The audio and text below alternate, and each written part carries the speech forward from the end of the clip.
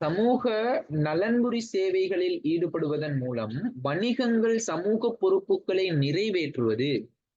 ஒரு சமூகம் நலன்புரி சேவைகள்ல ஒரு சமூக நலன்புரி சேவைகள்ல வணிகங்கள் ஈடுபட்டுச்சு அப்படின்னு சொன்னா ஈடுபடுவதன் மூலம் வணிகங்கள் சமூக பொறுப்புகளை நிறைவேற்றுவது அரசாங்கத்துக்காகவா அல்லது சமூகத்துக்காகவா அல்லது நாட்டுக்காகவா அல்லது வாடிக்கையாளருக்காகவா அல்லது உடைமையாளருக்காகவா? யாருக்காக? சுலபம். ஒரு சமூகம் நலன்புரி சேவைகள்ல ஈடுபட்டுச்சு அப்படின்னு சொன்னா சமூக பொறுப்புகளை நிறைவேற்றுவது யாருக்காக? அரசாங்கத்துக்காகவா, சமூகத்துக்காகவா, நாட்டுக்காகவா? சமூகத்துக்காக. சமூகத்துக்காக. அதிலே சொல்லிக்கிறானே, சமூக நலன்புரி சேவைகள்ல ஈடுபடுறதால யார்ற பொறுப்புகள், எந்த சமூக பொறுப்புகள் நிறைவேறுது? அரசாங்கத்திலயா, நாட்டுக்கா, வாடிக்கையாளருக்கா, உடைமையாளருக்கா? இல்ல. எதுக்காக? சமூகத்துக்காக. விளங்கி நான் சொல்றது? அப்ப 2021ஆம் ஆண்டுல எப்படியான கேள்விகள் எப்படி இலகுவாக எப்படி இலகுவா அணுக இயலும் அந்த கேள்விகளை? அதை நீங்க என்ன செய்யணும்? தெளிவா விளங்கிக்கொள்ளணும். விளங்கி நான் சொல்றது? அப்ப சமூகத்துக்காகத்தான் என்ன செய்வான் அப்படின்னு சொன்னா நலன்புரி சேவைகள்ல ஈடுபடுவான் ஒரு வணிகம். விளங்கி நான் சொல்றது அதை நீங்க என்ன செய்யணும்? தெளிவா விளங்கிக்கணும். ரைட். அடுத்தது பின்வரும் ரைட். அடுத்தது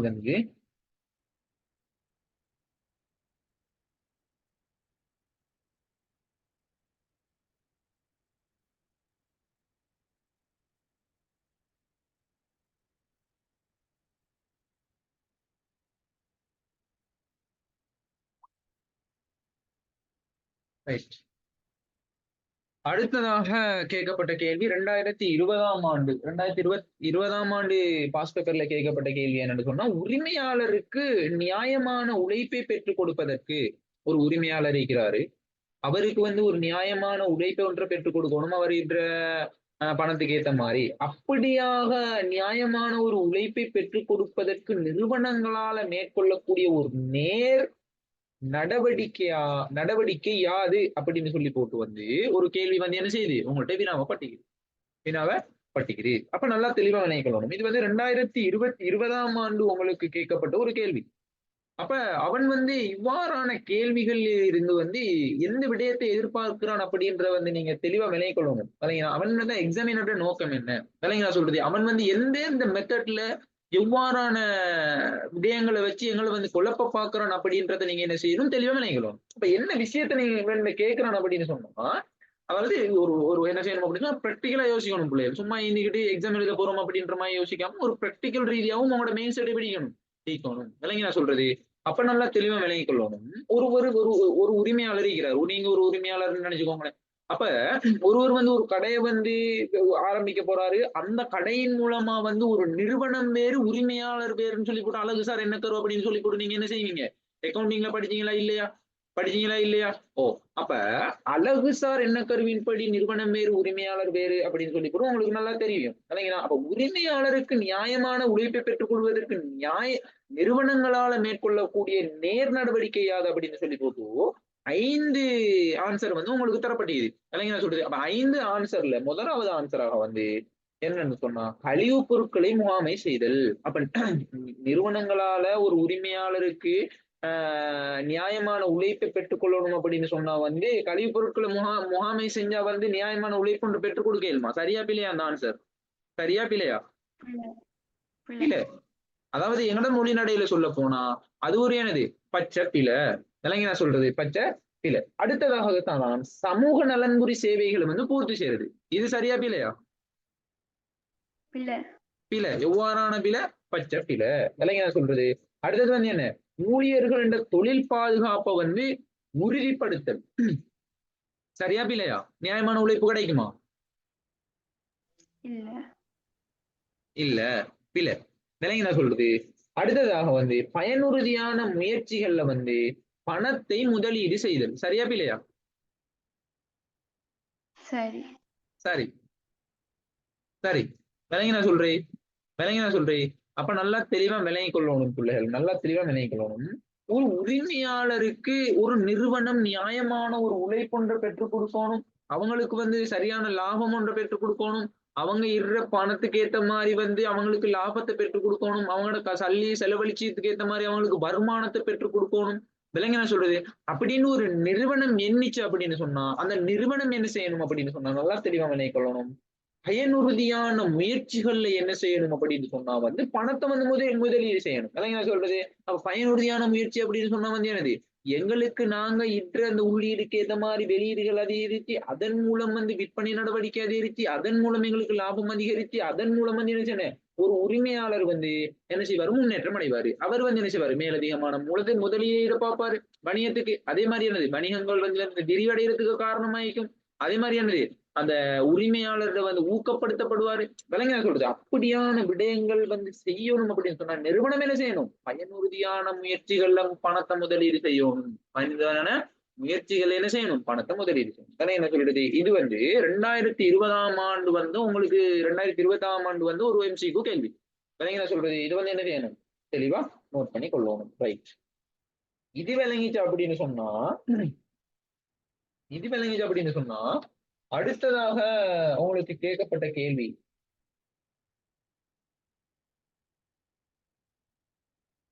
ரைட்.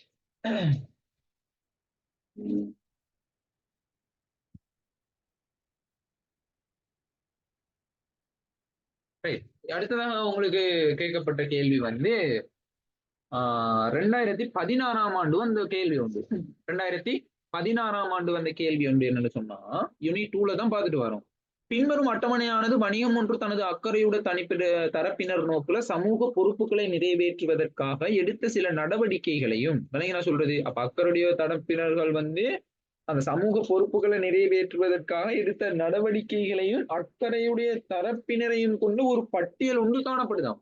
நான் சொல்றது பட்டியல் ஒன்று காணப்படுதாம். விலங்கின சொல்றது. அப்ப என்ன சொல்றான்னு சொன்னா நடவடிக்கைகளையும் அக்கறையுடைய தரப்பினரையும் ஒவ்வொரு இதுல தாரான். விலங்கின சொல்றது நடவடிக்கைகள் நிறுவனத்துக்குள்ளே வைத்தியாளர் ஒன்றை தாவிக்கிறது, நாட்டை கட்டியெழுப்பும் வரிக்கு பங்களிப்பு செய்கிறது, நியமங்களுக்கு அமைவாக கணக்கு அறிக்கைகளை தயாரிக்கிறது, பொருட்களின் உள்ளடக்கங்களை சுட்டுத்துண்டுல காட்சிப்படுத்துறது அப்படின்னு சொல்லி போட்டு நடவடிக்கை எழுத்தாரான். அக்கறையுடைய தரப்பினர் அரசாங்கம், வாடிக்கையாளர், ஊழியர்கள், உடைமையாளர்கள். அப்ப என்ன கேள்வி கேட்க போறான்றதை நீங்க உடனே விளங்கிக் கொள்ளணும். அப்ப என்ன கேட்க போறான்? மேற்கூறப்பட்ட நடவடிக்கைகளுக்கு பொருத்தமான அக்கறையுடைய தரப்பினரை சரியாக எடுத்து காட்டும் தொகுதியினை தெரிவு செய்யட்டான். அப்ப நீங்க அந்த கேள்வியை பார்த்தா தான் எதுன்னு சொல்லி போட்டு சொல்லுவீங்க. விளங்கினா? அப்ப நான் கேட்கப்பட்ட கேள்விக்கு நீங்க என்ன செய்யுங்க? ஆன்சர் பண்ணுங்க.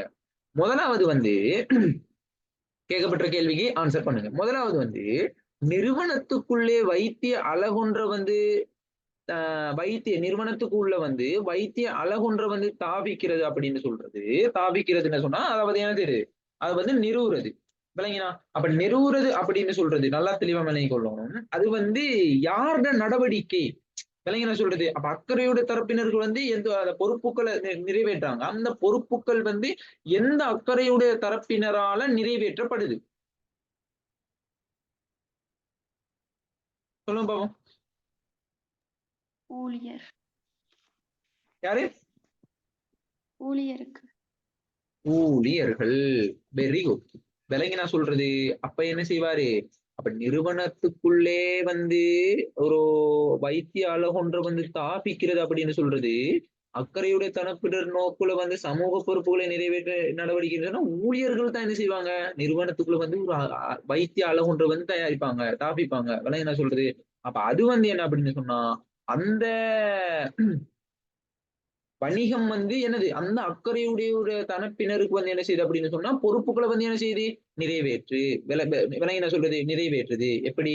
வைத்திய அழகொன்ற நிறுவனத்துக்குள்ளே தயாரித்தா தானே. அப்ப ஊழியர்கள் சில பிரச்சனைகள் இல்லாம அவங்களுக்கு இடைஞ்சல் இல்லாம அப்ப அவங்களுக்கு வார அந்த நோய்கள், காயங்கள், வருத்தங்கள் என்ன சொல்றது. அப்ப அதெல்லாம் இல்லாமக்கி அவங்க சரியான ஒரு இதுக்கு வருவாங்க. அதான் என்ன சொல்றது. அப்ப அதுக்காக என்ன செய்வாங்க அப்படின்னு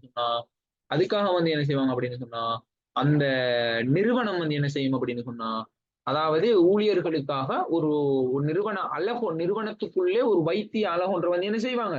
ஸ்தாபிக்க போறாங்க. அப்ப என்ன? ஊழியர்களுக்கானது. அப்ப ரெண்டாவது நாட்டை கட்டியெழுப்பும் வரிக்கு பங்களிப்பு செய்தல். நாட்டை கட்டியெழுப்பும் வரிக்கு பங்களிப்பு செய்தல். அப்ப நிறுவனமானது வணிகம் ஒன்று அந்த ரைட் சொல்லுங்க பாவம் எவ்வாறான அந்த அக்கறையுடைய தரப்பினர் இதை வந்து அதாவது எவ்வாறான அக்கறையுடைய தரப்பினர் சமூக பொறுப்பை வந்து அதாவது பொறுப்புகளை வந்து சமூக பொறுப்பை வந்து நிறைவேற்றுவாங்க சொல்லுங்க பாவம். நாட்டை கட்டியெழுப்பும் வரிக்கு பங்களிப்பு செய்தல். சமூகத்தின்டையா சமூகத்தின்டையா அரசாங்கத்திடையா அதுல அரசுக்கண்டு சமூக பொறுப்பு இல்லத்தானே இருக்கு. அதாவது அரசாங்கத்துக்கு வந்து ஒரு நாட்டை கட்டியெழுப்புறதுக்காக வரிக்கு பங்களிப்பு செய்யறது அப்படின்னு சொல்லி போட்டு அந்த எம்சிக்கு அடிப்படையில நம்ம பார்க்க போனா விளங்கினா சொல்றது எம்சிக்குள்ள வந்து அக்கறையோட தரப்பினர் வந்து என்ன செய்யறாங்க நாட்டை கட்டியெழுப்புறதுக்காக வரிக்கு பங்களிப்பு செய்யறது அப்படின்னு சொல்றது அரசாங்கத்துல ஒரு பொறுப்பை வந்து நிறைவேற்றும் தானே விளங்கினா சொல்றது சமூகத்துல நோக்குல வந்து அரசாங்கத்துல பொறுப்பை தானே நிறைவேற்றும் அவன் தரப்பட்ட விடையின் அடிப்படையில தான்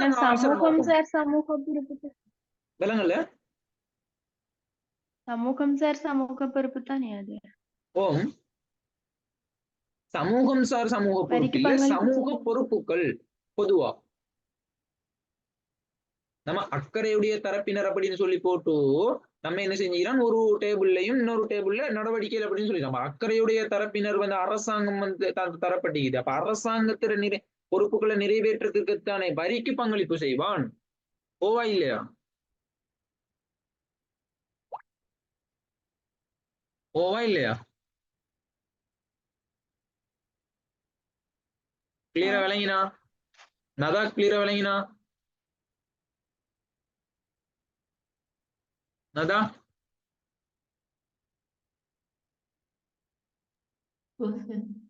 ஓகே வெரி குட் அடுத்தாக்கெல்லாம் ஓகே தானே விளங்கினா அப்ப அடுத்ததாக நாங்க வர போறோம் பேசாதவங்க சொல்லுங்க நியமங்களுக்கு அமைவாக கணக்கு அறிக்கைகளை தயாரித்தல் நியமங்களுக்கு அமைவாக கணக்கு அறிக்கைகளை தயாரித்தல் வந்து அந்த வணிகம் வந்து எவ்வாறான அக்கறையுடைய தரப்பினர பொறுப்புகளை வந்து நிறைவேற்றுது உடைமையாளருடையா ஊழியருடையா வாடிக்கையாளருடையா அரசாங்கத்துடையா உடைமையாளர்ட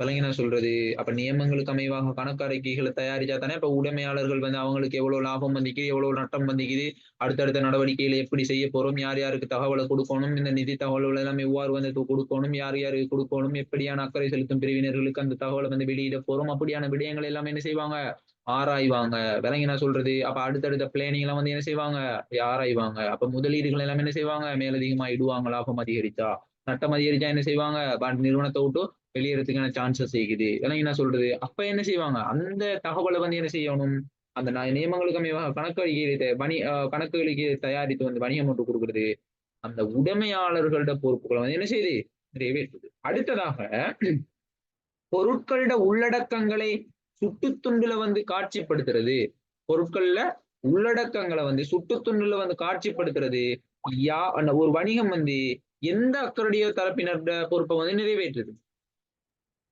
வாடிக்கையாளர் வெரி குட் விளங்கினா சொல்றது வாடிக்கையாளர் அப்ப அதை வந்து என்ன செய்யணும் அப்ப எப்படி வந்து வருது எதை வந்து நாங்க இதோட கொடுக்கணும் விளங்கினா சொல்றது அப்ப அரசாங்கத்துல அதாவது என்னது சமூகத்துல பொறுப்புகள் என்ன ஊழலோட பொறுப்புகள் என்ன வாடிக்கையாளர் எப்படி வாடிக்கையாளரோட பொறுப்புகள் என்ன அப்ப ஊழியர்களோட பொறுப்புகள் என்ன அவங்களோட பொறுப்புகளை வந்து நாங்க எப்படி நிறைவேற்ற போறோம் விளங்கினா சொல்றது அப்போ ஒரு வணிகமானது அவ்வாறான பொறுப்புகளை வந்து எப்படி நிறைவேற்ற போறோம் விளங்கினா சொல்றது அப்படியான விடயங்கள் எல்லாம் என்ன செய்யுங்கன்னு சொன்னா தெளிவா நினைக்கலாம் இது வந்து உங்களுக்கு வந்து 2016ஆம் ஆண்டு வந்த பாஸ்ட் பேப்பர் கேள்வி ரைட் அடுத்ததாக 2016ஆம் ஆண்டுல இன்னொரு கேள்வி கேட்டவன் என்னன்னு சொன்னா 2016ஆம் ஆண்டுல வந்து இன்னொரு கேள்வி ஒன்று கேட்டவன் வணிக நிறுவனம் தனது போட்டியாளர்களை கருத்தில் கொண்டு வணிக நிறுவனம் தனது போட்டியாளர்களை கருத்தில் கொண்டு உருவாக்கும் ஓர் ஒழுக்க நெறி அப்படின்னு சொல்லி போட்டு கீழுக்கு வந்து என்ன செஞ்சுக்கிறான் 5 ஆன்சரை தந்துக்கிறான் ஒரு வணிக நிறுவனம் தனது போட்டியாளர்களை கருத்தில் கொண்டு உருவாக்கும் ஒரு ஒழுக்க நெறி. விளங்கி நான் சொல்றது ஒரு வணிகம் வந்து அவங்களோட போட்டியாளர்களை கருத்தில் கொண்டு உருவாக்கும் ஒரு ஒழுக்க நெறி என்ன அப்படின்னு சொன்னா, முதலாவது சொல்றான் எனது சகல ஊழியர்களையும் சமமாக நடத்துறது. சகல ஊழியர்களையும் என்ன செய்யறது? சமமாக நடத்துறது. அப்ப சகல ஊழியர்களையும் சமமாக நடத்துறது அப்படின்னு சொல்றது அவங்களோட போட்டியாளர்களை கருத்தில் கொண்டு வந்து உருவாக்குற ஒரு ஒழுக்க நெறியா? ஒழுக்க இல்ல. நெறியா? இல்ல. அப்ப எதை கருத்தில் கொண்டு வந்து அவங்க வந்து அந்த ஒழுக்க நெறிய வந்து தயாரிப்பாங்க? சமமா நடத்துறது ஊழியர். சொல்லுங்க பாப்போம். ஊழியர். ஊழியர்கள். அதெல்லாம் நான் சொல்றது. அடுத்ததாக விளம்பரப்படுத்தலின் போது ஏனைய வணிகங்களோட பெயருக்கு களங்கம் ஏற்படுத்தாதிருத்தல். சரியா பிள்ளையா? சரி. சரி. உங்களோட ஆன்சர்ல வந்து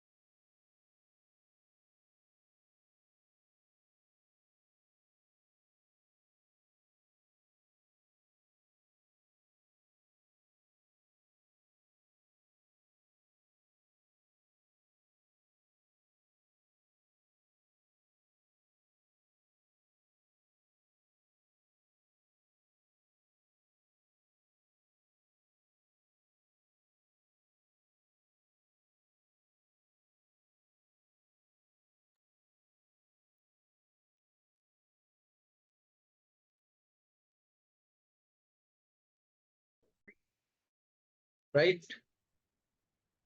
சரியா? அப்ப அப்ப நல்லா தெளிவா விளங்கிக்கொள்ளணும். ஒரு வணிக நிறுவனமானது தனது போட்டியாளர்களை வந்து கருத்தில் கொண்டு உருவாக்கும் ஒரு ஒழுக்க நெறி அப்படின்னு சொன்னா என்ன செய்யறது? விளம்பரப்படுத்தலின் போது ஏனைய வணிகங்களுக்கு வந்து ஏனைய வணிகங்களுடைய பெயருக்கு வந்து என்ன செய்யாது? களங்கம் ஏற்படுத்தாம இருக்கணும். வழங்கி நான் சொல்றது அது வந்து எனது ஒரு ஒழுக்க நெறி. ஒழுக்க நெறி. அப்ப நான் வந்து கிளாஸ் எடுக்கிறேன்.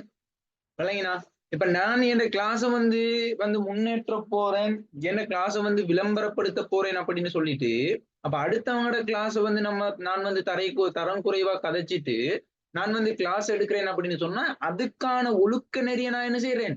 மீறேன். விளங்கி நான் சொல்றது? விளங்கி நான் சொல்றது? அப்ப அந்த போட்டியாளர்களை கருத்தில் கொண்டு உருவாக்குற ஒரு ஒழுக்க நெறிய நான் என்ன செய்யறேன்? மீறேன். விளங்கி நான் சொல்றது? அப்ப ஒழுக்க நெறி அப்படின்னு சொல்றது அப்ப அவங்களோட பெயர்களுக்கு அவங்களோட அவங்களோட வந்து என்னது ஒரு அக்கௌண்டிங் சேர் ஆகிக்கலாம், பிசினஸ் ஸ்டடி சேர் ஆகிக்கலாம். என்ன சொல்றது?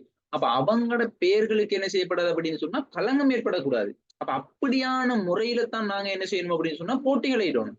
விளங்கினா அப்ப அவங்க அப்படி செய்யறாங்க, அவங்க வந்து சரியில்லை, அவங்க வந்து என்ன செய்யறாங்க? டைமை போக்குறாங்க, அவங்க ஒரு 5 கிளாஸ் தான் எடுக்கிறாங்க. அப்ப அப்படியே வந்து நாங்க அவங்களோட பேரை சொல்லி ஒரு ஒரு ஒரு ஒரு போட்டி நிறுவனத்துல பேரை சொல்லி ஒரு பிசினஸ் ஸ்டடி கிளாஸ் எடுக்கிற ஒரு சேர்ந்த பேரை சொல்லி நான் ஒரு விளம்பரம் ஒன்று இட்டேன் அப்படின்னு சொன்னா என்ன செய்யுது? அது வந்து ஒழுக்க நெறிகளை மீறப்பட்ட ஒரு விளம்பரம்.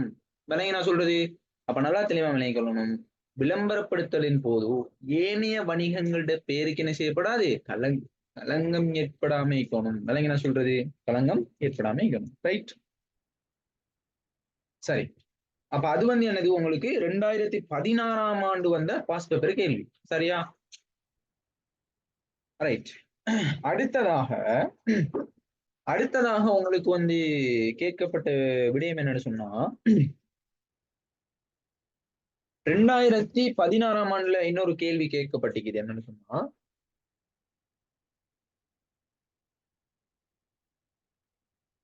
பின்வருவற்றுள் வியாபார நெறிமுறையற்ற நடவடிக்கையாக எதனை கருத முடியும்? அதான் நான் சொல்றது 2016ஆம் ஆண்டு வந்த பாஸ் பேப்பர் கேள்வியில ஒன்றுதான் வியாபார நெறிமுறையற்ற நடவடிக்கையாக எதனை கருத முடியும் அப்படின்னு சொல்லிட்டு 5 நடவடிக்கையை தந்திக்கலாம். விலைக்கு என்ன சொல்றது? அப்ப 5 நடவடிக்கையில வந்து ஒரு நடவடிக்கை நீங்க என்ன செய்யணும்னு சொன்னா நோட் பண்ணணும். சரியா? முதலாவது நடவடிக்கையா தந்திக்கிறான்னு சொன்னா உரிய திகதியில வந்து ஊழியர்களோட சம்பளங்களை வந்து வழங்க அதிகிறது. சரியா?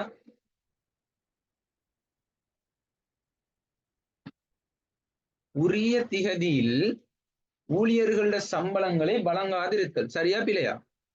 நெறிமுறையற்ற நடவடிக்கை இது.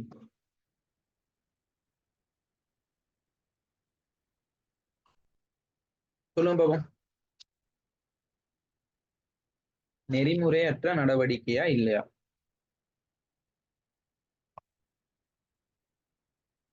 வியாபார நெறிமுறையற்ற நடவடிக்கையா?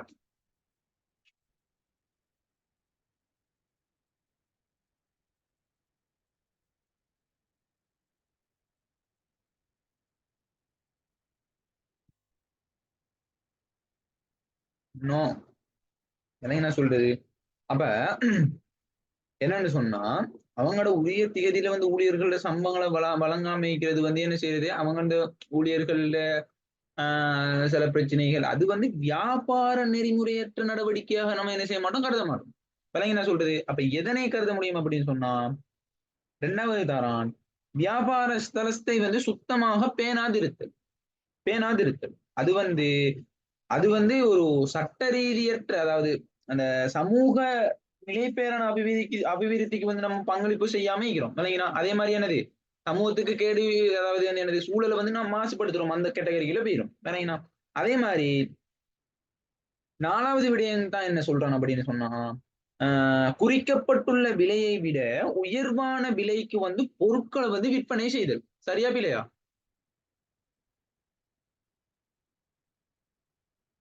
சரியா பிள்ளையா? சரி. சரி, வெரி குட். விளங்கினா சொல்றது அப்ப நீங்க தெளிவா விளங்கிக்கணும். ஒரு இப்ப உதாரணமா ஒரு பிஸ்கட் பாக்கெட் எடுத்துக்கொள்வோமே. அப்ப பிஸ்கட் பாக்கெட் ஒன்ல வந்து விலையை குறிச்சிக்கிறான் வந்து 60 ரூபாய் அப்படின்னு. அப்ப 60 ரூபாய்க்கு மேலதிகமா 70 ரூபான்னு சொல்லி போட்டு ஒரு பிஸ்கட் பாக்கெட் வித்தான் அப்படின்னு சொன்னா, அது வந்து எந்த கேட்டகரிக்குள்ள உள்ளடங்கும்? வியாபார நெறிமுறையற்ற நடவடிக்கையாக வந்து என்ன செய்யும், கருதப்படும். சரியா? விளங்கினா சொல்றது? அப்ப நீங்க என்ன செய்யணும்? இதை வந்து தெளிவா விளங்கணும். இது வந்து என்ன, 2016ஆம் ஆண்டு வந்த ஒரு கேள்வி. சரி, அடுத்ததாக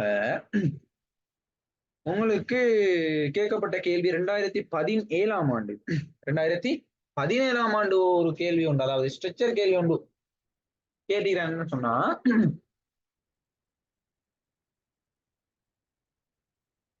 வணிக நிறுவனங்கள் நிலைபேறான அபிவிருத்தியின் மீது அக்கறை கொள்ள வேண்டியதன் அடிப்படையில் லாபத்தின் மீது, அப்ப ஒரு வணிக நிறுவனமானது என்ன கேட்கிறான்டா, ஒரு வந்து என்ன சொன்னா, ஒரு தெளிவா விளங்கிக்கோங்க. ஒரு விஷயத்த சொல்ல போகல வந்து ரைட் என்ன விஷயம்ன்றது நல்லா உள்வாங்கிக் கொள்ளுங்க. ஒரு வணிக நிறுவனம் இருக்கிறதானே, அப்படியான அந்த வணிக நிறுவனம் என்ன செய்யறான் அப்படின்னு சொன்னா, நம்ம அவங்க நிலைபேறான அபிவிருத்தியின் மீது அக்கறை கொள்ள வேண்டியதன் அடிப்படையில லாபத்தின் மீதும் லாபத்தின் மீதும் மற்றும் எதன் மீது, அதாவது 3 விடயங்கள் மீது வந்து என்ன செய்வான் அப்படின்னு சொன்னா கவனம் செலுத்துவான்.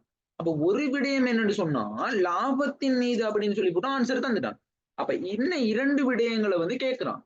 இல்லைங்களா? அதே ஸ்ட்ரக்சர் கேள்வியில வந்து என்ன செஞ்சான், எடுத்துக்கிறான் 2017ஆம் ஆண்டு. அப்ப வணிக நிறுவனங்கள் வந்து நிலைபேறான அபிவிருத்தி மீது அக்கறை கொள்ள வேண்டியதன் அடிப்படையில வந்து எதன் மீது வந்து கவனம் செலுத்தணும் அப்படின்னு சொன்னா, முதலாவது லாபத்தின் மீது அவன் தந்துட்டான். அப்ப இன்னும் 2 விடயங்கள் வந்து இன்னும் 2 விடயங்கள் மீது கவனம் செலுத்தணும். அப்ப சொல்லுங்க பாப்போம், எதன் மீது எதன் மீது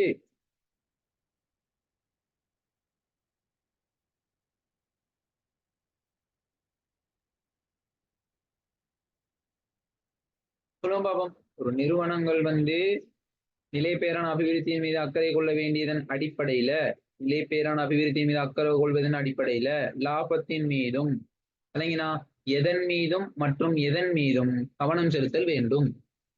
இன்னும் 2 நடவடிக்கைகளை சொல்லுவோம் பார்ப்போம். 2 விடயங்களை சொல்லுவோம் பார்ப்போம். எதன் மீது குயிக்கா கேள்வி விளங்கினதானே? வணிக நிறுவனங்கள் நிலைபேறான அபிவிருத்தியின் மீது அக்கறை கொள்ள வேண்டியதன் அடிப்படையில கவனம் செலுத்த வேண்டிய விடயங்கள் 3 இருக்குது. முதலாவது லாபத்தின் மீது, 2வது என்னது, மக்கள் மீது, அல்லது சமூகத்தின் மீது, மூன்றாவது என்ன அப்படின்னு சொன்னா சூழல் மீது. சூழல் மீது விளங்கின சொல்றது. அப்ப மூன்று விடயங்கள் என்ன?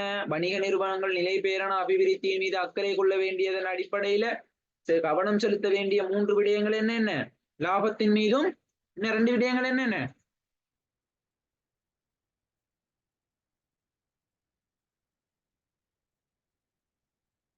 சமூகம் சூழல். சமூகம் சூழல் விளங்கின சொல்றது. மக்கள் சூழல். ரைட். அதை நீங்க என்ன செய்யணும்? நோட் பண்ணி கொள்ளணும். அது வந்து என்னது? 2017ஆம் ஆண்டு வந்த பாஸ்ட் பேப்பர் கேள்வி.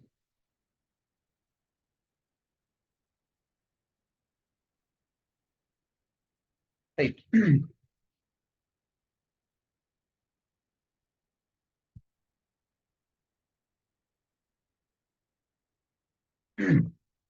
சரி. 2019ஆம் ஆண்டு ஒரு கேள்வி ஒண்ணு கேட்டுக்கிறான். 2019ஆம் ஆண்டு அதே யூனிட் 2ல தான் கழிவுப் பொருட்கள் முகாமைத்துவத்துல 4R எண்ணக்கருவின் பகுதிகள் 4னையும் குறிப்பிடுக. பகுதிகள் 4னையும் குறிப்பிடுக அப்படின்னு சொல்லி போட்டு அந்த 41 50 மட்டும் ஒரு கேள்வி வரும் தானே. என்ன சொல்றது? அப்ப பகுதிகள் 4னையும் குறிப்பிடுக அப்படின்னு சொல்லி போட்டு 2019ஆம் ஆண்டு வந்து அந்த கேட்டகரியில கேள்வியை கேட்டுக்கிறான். அப்ப ஆன்சர் சொல்லுங்க பார்ப்போம். 4R எண்ணக்கருட பகுதிகள். மீள் சுழற்சி, மீள் பாவனையை குறைக்கிறது, மீள் உருவாக்கம். நான் சொல்றது. அப்ப அதை வந்து நீங்க என்ன செய்யணும்?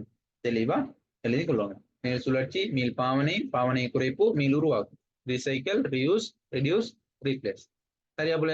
அதை வந்து நீங்க என்ன செய்யணும்? தெளிவா நினைக்கணும். 2019ல கேட்கப்பட்ட கேள்வி. ரைட்.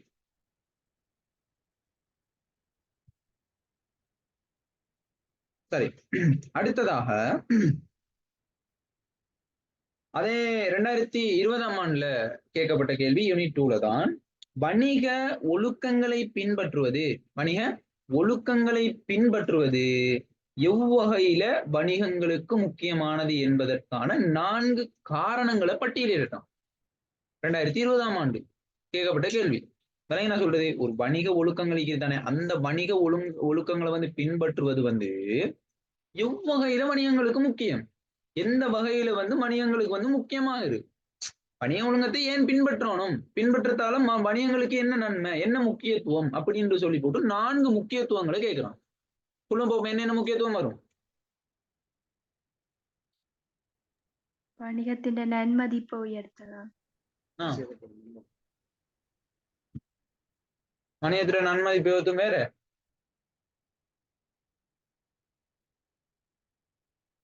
நிதி மோசடி குறைக்கப்படும். வேற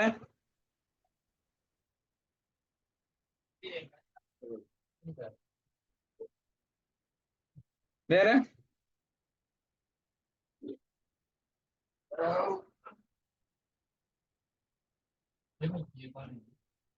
வீக்க சொல்லி வரணும். யாரு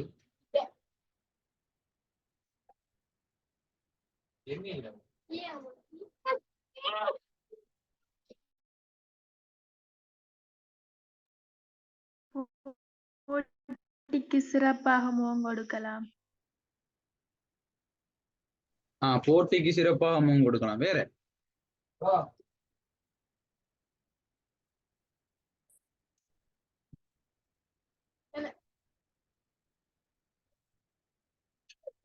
அடுத்தாக்கள்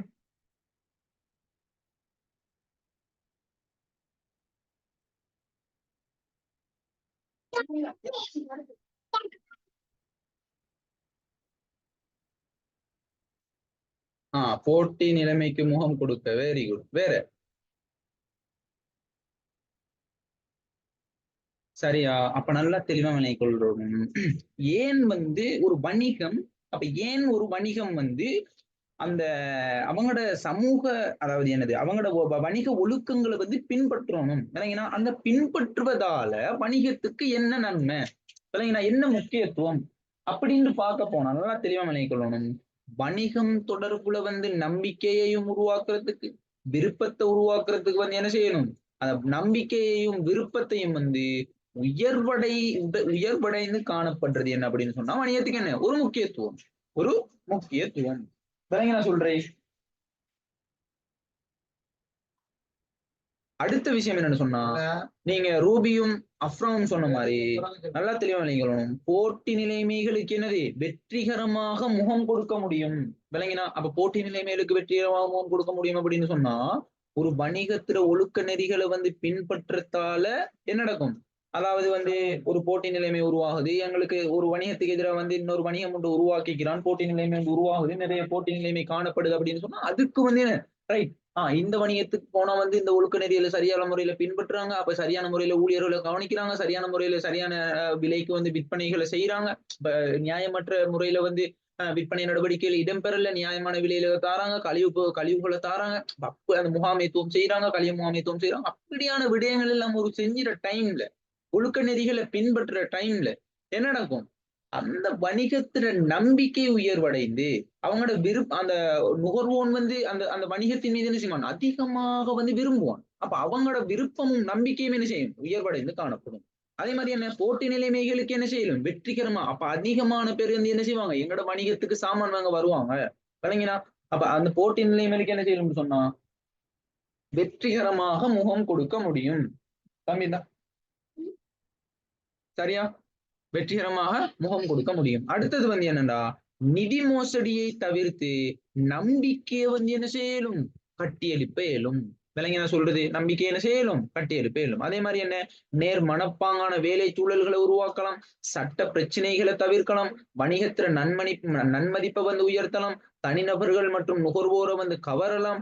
முதலீட்டாளர்களை ஊக்குவிக்கலாம். இவ்வளவு விடயங்கள் இருக்குது. ஒரு வணிகத்துல அவங்களோட ஒழுக்க நெறி வணிகத்துல காணப்படுற அந்த ஒழுக்க நெறிகளை ஒழுக்க முறைகளை பின்பற்றுவதன் மூலமா எவ்வளவு ஒரு முக்கியத்துவம் ஒரு வணிகத்துக்கு கிடைக்கிற முக்கியத்துவம் எவ்வளவு இருக்குது. விளங்கி நான் சொல்றது. அப்ப ஏன் சும்மாவை பின்பற்ற சொல்லுதான்? சும்மாவை நாங்க பின்பற்ற போறோம். அப்ப எவ்வாறான நன்மைகள் ஈக்குது அப்படின்றத நீங்க என்ன செய்யணும்? தெளிவா விளங்கிக்கணும். விளங்கி நான் சொல்றது நேரான மனப்பாங்கான வேலை சூழல்களை உருவாக்குறது, சட்ட பிரச்சனைகளை தவிர்க்கிறது, வணிகத்தின் நன்மதிப்பை உயர்த்துறது, தனிநபர் நுகர்வோரை கவர்றது, முதலீட்டாளர்களை ஊக்குவிக்கிறது. விளங்கி நான் சொல்றது. அப்படியான விடயங்களுக்காக என்ன செய்யணும் அப்படின்னு சொன்னா வணிகத்துல ஒழுக்க நெறிகளை பின்பற்ற வேண்டிய கட்டாயப்பாட்டுல ஒவ்வொரு வணிகமும் காணப்படணும். அப்படியாக ஒவ்வொரு ஸ்ரீலங்கால இருக்கிற அனைத்து வணிகங்களும் காணப்பட்டுச்சு அப்படின்னு சொன்னா என்ன நடக்கும்? சரியான ஒரு விற்பனை நடவடிக்கை சரியான முறையில என்ன செய்யும்? நடைபெறும். ரைட். விளங்கி நான் சொல்றது. அதை நீ என்ன செய்யணும்? தெளிவா விளங்கிக்கணும். அப்ப சரி. அப்போ ஒரு ஆள் கேட்டிக்கிறாங்க என்ன சொன்னா கிளாஸ் எப்ப எண்ட் ஆகும் அப்படின்னு. அப்ப ஈக்கிற 5 பேரும் சொல்லுங்க பார்ப்போம். கிளாஸ் எப்ப எண்ட் ஆக்குவோம்? எப்ப முடிப்போம்? அதை சொல்லுங்க பார்ப்போம்.